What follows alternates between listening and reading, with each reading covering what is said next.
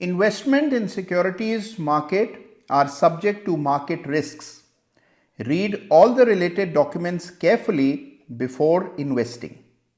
बचपन में एक मजेदार खेल आपने जरूर खेला होगा जिसको कहा जाता था पासिंग द पार्सल, जिसमें एक पार्सल आप अपने से आगे वाले व्यक्ति को तब तक पास करते रहते थे जब तक म्यूजिक बजता रहता था, और जिसके हाथ में पार्सल एंड में रह जाता था जब म्यूजिक बंद होता है वो हारा हुआ माना जाता था। बिल्कुल वही परिस्थिति बाजार में चल रही है। बाजार का म्यूजिक बंद होने से पहले क्या आप ये पार्सल दूसरे को शिफ्ट कर पाएंगे, यही सबसे बड़ा सवाल है। कैसे इसको तकनीकी रूप से किया जाता है ये आज के वीडियो में मैं आपको बताने वाला हूं, तो बहुत ही इंपॉर्टेंट वीडियो है, एंड तक देखिएगा।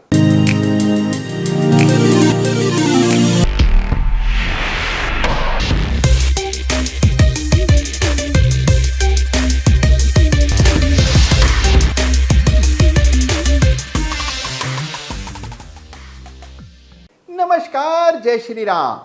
भाई, बाजार में तो म्यूजिक ही नहीं, संगीत, पूरा ऑर्केस्ट्रा बज रहा है। निफ्टी नए हाइस बना रहा है, लेकिन ये म्यूजिक बिना किसी वार्निंग के कभी भी बंद हो सकता है।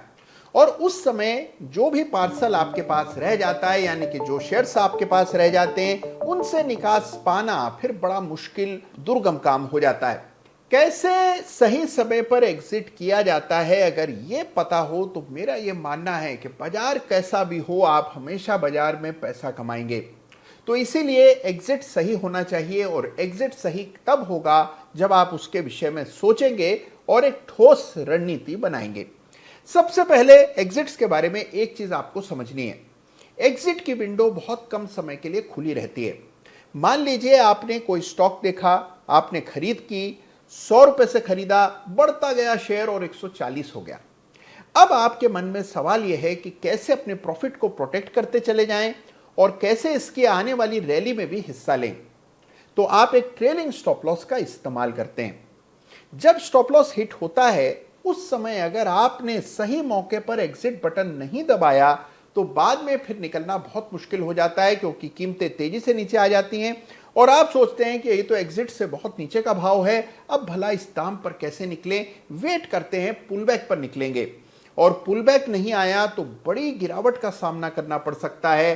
जो ट्रेड प्रॉफिट में था वो नुकसान में तब्दील हो जाता है और बड़ा नुकसान हो जाता है। तो इसीलिए जरूरी क्या है कि एग्जिट बिल्कुल सही समय पर बिना समय गंवाए और बहुत ही डिसाइसिवली करना चाहिए। एंट्री करते समय अगर आप सोच विचार में पड़ भी गए तो होगा क्या कि एक मौका आपके हाथ से निकल जाएगा, लेकिन एग्जिट करते समय अगर आप पशुपेश में पड़ गए तो मान करके चलिए कि बड़ा नुकसान होने वाला है। तो इसीलिए एग्जिट को लेकर के कोई भी कंफ्यूजन नहीं होना चाहिए। एक ठोस रणनीति एग्जिट की हमें बनानी होती है। और जैसा मैं अक्सर कहता रहा हूं कि एग्जिट से ज्यादा मुश्किल फैसला कोई दूसरा नहीं होता, क्योंकि अगर आप प्रॉफिट में एग्जिट कर रहे होते हैं तब आपको यह लगता है कि कहीं जल्दबाजी में मैं निकल रहा हूं, क्या पता शेयर और ऊपर चला जाए, और वाकई में ऊपर चला जाए तो फिर बड़ा मलाल होता है। अगर आप नुकसान में निकल रहे हैं तो भी आपको स्ट्रेस होना तो तय है, क्योंकि नुकसान किसको पसंद आता है। यानी एग्जिट चाहे प्रॉफिट में हो या लॉस में, छोटे प्रॉफिट के साथ हो या बड़े प्रॉफिट के साथ, हमेशा ही आपको स्ट्रेस दे करके जाता है। इस स्ट्रेस से मुक्ति तब मिलती है जब आपके पास एग्जिट का एक ठोस कारगर तरीका होता है। देखिए, मेरे अनुभव में मैंने पाया है कि ट्रेलिंग स्टॉप लॉस अधिकांश लोग नहीं रखते हैं, और उसी वजह से बड़े प्रॉफिट देख लेने के बाद भी सही मौके पर एग्जिट नहीं कर पाते।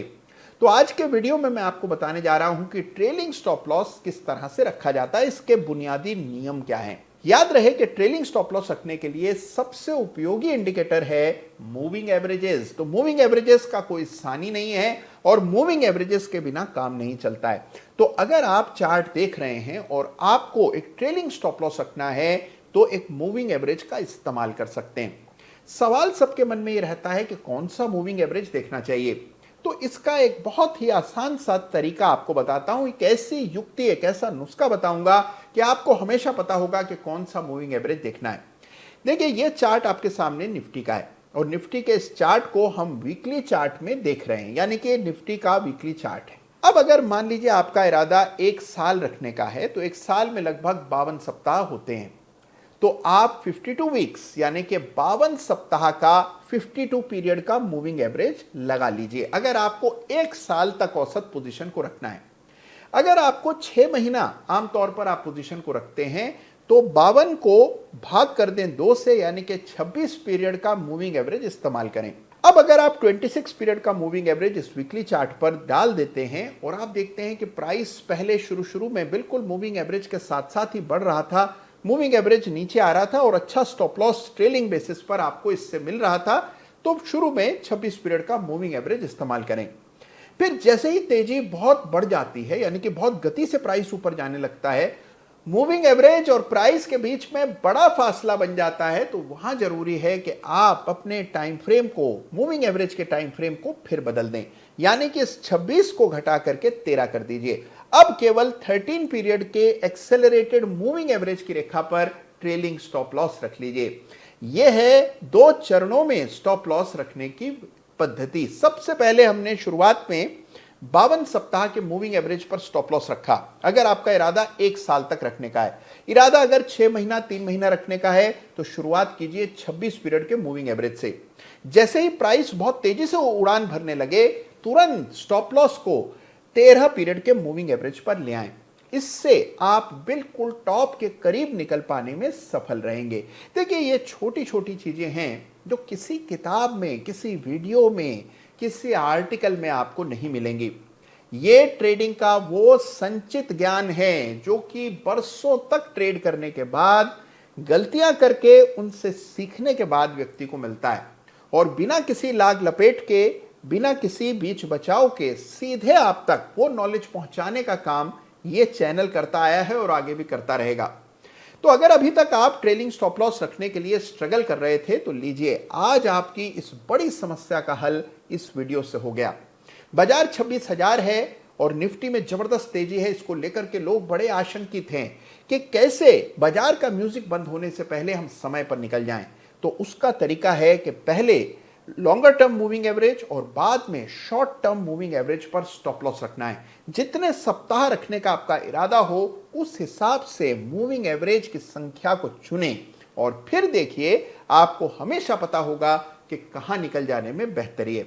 अगर आप समय से निकल गए तो अपनी पूंजी बचा पाएंगे, अपने मुनाफे को बचा पाएंगे, बाजार में लंबी पारी खेलेंगे।